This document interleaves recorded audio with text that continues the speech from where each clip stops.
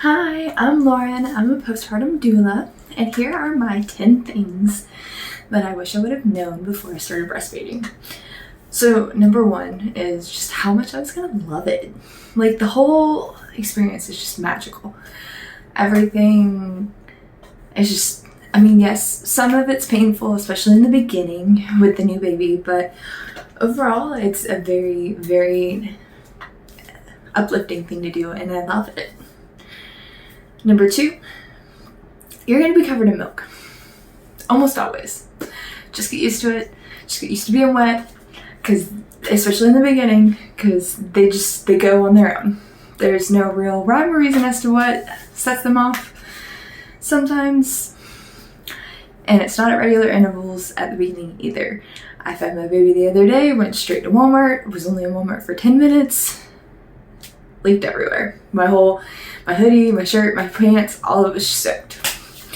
So if you don't want to be covered in milk all the time, this may not be for you. Number three. Yes, it's going to be painful. Not always, yeah. So the beginning is going to be sore and rough. You're starting something new, the baby's learning something new. It's not going to click right away for either one of y'all. But if you feel like a deep pain or something that isn't just on the surface of your nipple, go see a doctor. But if it's like on the surface and it stings like when you're feeding, go see a lactation consultant, because they will help with the latch, make sure everything's okay in baby's mouth and that they can get a good deep suck on. And they are amazing. Lactation consultants, wow.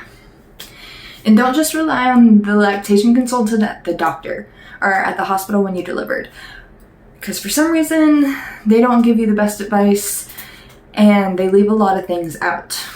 You got to think that lactation consultant's going to all of the women on the floor. They don't really know what's going on with everybody, and it's a lot. But if you have a lactation consultant, that's your own. You sit down one-on-one with her for 30 or 45 minutes, if not longer. Figure out what's going on, why latch isn't good, why baby's not gaining what they should be, or whatever the issue is. They will help. And they can also weigh the baby, let you feed, weigh the baby again to see the exact amount that the baby is getting every time they eat. Which, even in the hospitals, or in the lactation consultant office, it may vary a little different, because it is a new space for baby, and when the baby's relaxed, baby's gonna get more. Just like when mom's relaxed, baby's gonna get more too. It's also very, in the beginning especially, you're gonna feel like a cow. I feel like a cow. I feel like all I do is milk, and I'm just a human udder. I feel like that's all I do at the beginning, but that's okay, because it's a fresh season of your life. It's not gonna last forever. Maybe get 2 years of breastfeeding like this. Just love it, enjoy it. Nighttime. Nighttime is key. You have the most nutrient dense milk at night. Make sure if you're pumping or feeding dies down, like the baby starts sleeping more, that you're still getting up and doing something to express that milk at night, because if not, your supply will tank. And the nighttime has the best nutrient rich food for the baby as well. So the nighttime is the pristine time to pump as well. Whenever I teach people how to pump, like when to add that first pump in, I always tell them to do it in the evening. Morning time works too, but it's easier, like mentally on everybody, just to do it in the evening after baby goes to bed for the night, after about an hour in, because you're still awake, household's still kind of going on. Some of the kids may be asleep, but your significant other will still be awake as well, hopefully, maybe. Which is another thing. Make sure your whole household's on board and supportive, because it can ruin a supply if the spouse wants to formula feed and decides to do that when you're not around, or if you have somebody that causes you stress in the house, because stress is the number one killer of breast milk, in my opinion. Stress and not bringing baby. But even if you pump and you don't bring the baby around, you're still going to get some because you're getting nipple stimulation, so stress. Let's see, boosting supply. The best way to do that is to touch your baby when you're producing milk. If you're nursing, that's great, but I know that not all moms can nurse. Some of them pump, and try to keep the baby close to you. It'll help boost everything and send dopamine shots through your system having your baby around. And that just gets the whole thing circulating even better. Food and drink, of course, are important. You got to make sure you're bringing in enough nutrients into your body to support yourself and the baby. But even if you don't bring in enough nutrients, honestly, your body's still going to make the milk if the baby needs the milk. Unless you're... eventually, it will cause issues later on. But don't... if you have a day where you don't really want to eat, don't let it cause you stress. Because, like I said, stress is worse.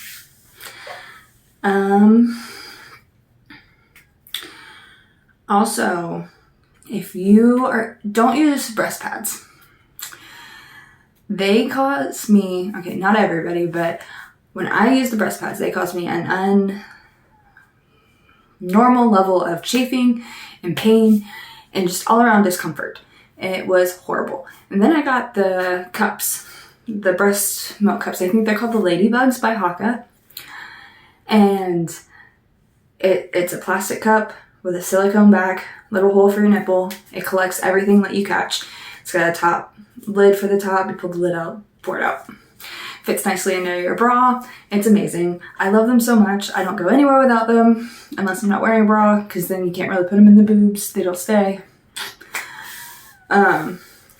They are amazing. Plus, if you get those instead of breast pads, one, they're about the same price as a pack of reusable breast pads or 2 packs of disposable, and it's collecting that milk so you can use it later. It's not absorbing it to be thrown away or just washed out. So you're getting an extra amount to add to your supply in the refrigerator. Whether it's 10 drops, sometimes I get 2 whole ounces throughout the day. It just depends. But I mean, it's extra milk. And it's liquid gold. Even if you don't feel comfortable having it in your sweaty boob all day and you don't want to use it to give to baby later, there is a whole mountain of other things that you can do with breast milk besides feeding. And I'll do those in another video. Also, you don't have to pump to get a supply. I thought that that's how you got like a stash, a freezer stash, was to pump. My first baby, I pumped 3 times a day. I hated it. I lost parts. My roommates had cats that would take different parts and play with them, so they were constantly getting lost. They were a pain in the butt to clean the right way. It was just a whole mess, not including the fact that the flange sizes weren't right. They weren't fitting me properly. They were causing other issues. And it was just I hated it. But there are other ways to create that frozen stash without having to pump. I have done this. This baby, this is my second baby. I had her in October, the day before Halloween. I have over 100 ounces in my freezer right now and have not pumped once. I refuse, and I will not do it this baby.